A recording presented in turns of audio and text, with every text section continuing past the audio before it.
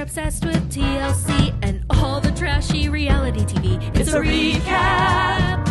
It's a recap. It's a recap. Hi, welcome back to another 90 Day Fiancé recap. Let's Talk Love in Paradise Season 4, Episode 2. Another great episode, wouldn't you say? Let's just get right into it. Oh, by the way, somebody filed a defamation claim on my last recap. And I don't really know who it is because it didn't reveal the person's name or whoever filed this claim, but I just want you to know you are a little bitch. Thank you.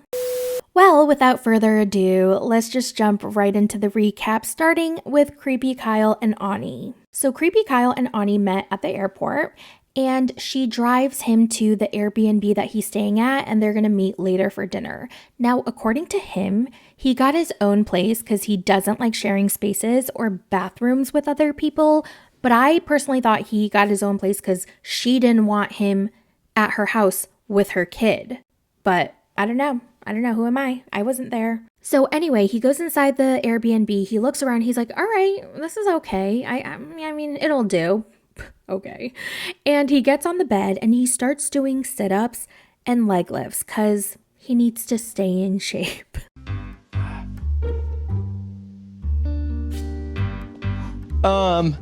It's just important to stay in shape. He claims that multiple women that he donated his sperm to, quote, have caught feelings for him, but he couldn't reciprocate.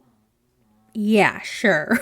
They're scheduled for a dinner date soon, so one might think that maybe he'd take a shower after being on the plane and traveling and change his outfit into some nicer, cleaner clothes. But no, he just goes in his basketball shorts and the t-shirt that he arrived in. I think what I'm wearing is fine.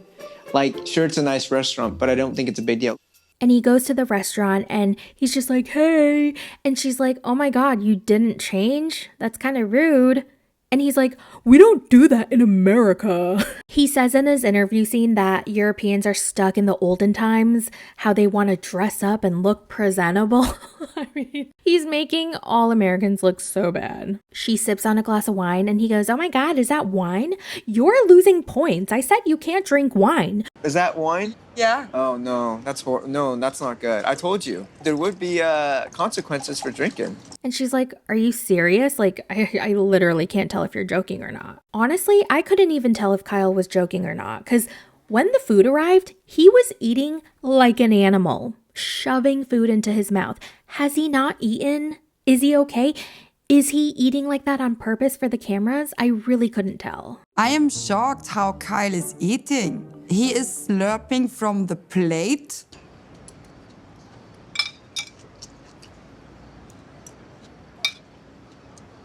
As he's eating, he's not even talking to her. He's just pummeling food into his mouth. Normally, people put the food up to their mouth. He's putting his mouth down to the plate. He looks around the table to see what food hasn't been finished. And he's like, oh, are you going to have that over there? And she's like, no, do you want it? And he's like, yeah. And he starts licking the plate clean. Are you doing the sauce and slurping it? Yes, I do the slurping. This is like only kids do I don't want to waste food. Don't do this. Listen, nothing wrong with not wasting food. Like, I can admire that. But it's a little unsettling that he's eating like he hasn't eaten for days and days and days. I mean, it might not hurt for him to learn a little table manners, a little common decency, common courtesy, some common sense, actually. I have a feeling he thinks everybody else is so uptight with their rules and their manners, and he just doesn't live his life like that. She tells him, okay, that's fine that you want to eat everything, but do you have to slurp so loud? And he's like, oh my God, I know Europeans are all about etiquette, but Americans aren't like that. And as he's saying that, a piece of rice flies out of his mouth. And then he demands that she scratches his back because he likes back scratches. And there's one specific spot that she needs to scratch. And he checks out her nails and he's like, okay, yeah, those look good enough for my back. The perfect spot is like right there. Right there, you can scratch it. Yeah. Okay. Yeah, right there, lower. This one. Lower, a little bit lower. Yeah, right there. You're a good girl. So dinner's over, they're about to say goodnight and part ways, and he's just acting like his usual interesting self, and Ani, for some weird-ass reason, still likes him. Are you gonna miss me? Yeah, maybe a little bit. Maybe a little bit? Yeah, just a tiny bit. Ooh. You're gonna look sexy tomorrow. Yeah. Have a ponytail. Ponytail. I like ponytails. I still have these underlying strong feelings. Ew. Moving on to Shawn and Aaliyah. Shawn lands at the airport in Brazil, and Aaliyah is waiting for him with flowers. They go to their Airbnb rental, and Shawn unpacks his suitcase on the bed. Y'all know how I feel about that. And he opens up his suitcase, and there are tons of hair extensions, hair, accessories, like just so much hair. And Aaliyah is so happy. And I thought that was very sweet. I did. It warmed my heart. Gino could never. Remember how Jasmine desperately wanted some hair extensions and he got her 3 dingy pieces? Although they were very overpriced and very expensive. So anyway, Aaliyah sees the suitcase full of hair extensions and she just lays on top of it. She's so happy. She's in paradise. I out here for it. Cute forever now. Oh my god. Red hair. It means so much that Shawn bought me all this hair. I brought all these wigs and pieces in order to show her that I'm supporting her, that I want her to be happy. And then they go out on a dinner date. And Shawn is still getting used to Aaliyah being Aaliyah and not Douglas. You can just tell. He's kind of looking at her and he's trying to act normal, but it's a little awkward. And I don't blame Shawn. Of course, I don't think he's doing it out of like, oh, I don't want you to change. I want you to be a specific way. I don't accept your transition. I do not think that's where he's coming from. Like, you have to think about your current partner. If your current partner told you, I am going to transition to another gender and, take on that identity, that's hard. That's not easy. And that's not to say you're not accepting of their decision. It's just, I would assume, a very difficult transition because you don't know what to expect. It's like so weird because it's kind of like the person that you fell in love with, that you know so well, your partner is changing, but they're still them, but they're not. It's very weird. So I feel for Shawn, but I also feel for Aaliyah because she wants to feel accepted and she finally gets to live her truth. So I feel like they're both valid in this case of their feelings. But the vibes are awkward for sure. At dinner, she tells him that she wants to take some of the fat from her belly and inject it into her ass. She wants a big, fat, bodacious ass, and Shawn is obviously uncomfortable with it. I feel like Shawn is starting to realize that there's no going back. Aaliyah is here to stay. Shawn even mentioned that if Aaliyah does a full transition, he doesn't know how that's going to go. He's only dated and been sexually active with men since his divorce. He fell in love with Douglas for her. Oh my God. I'm sorry. I'm really sorry. I'm really not trying to be offensive.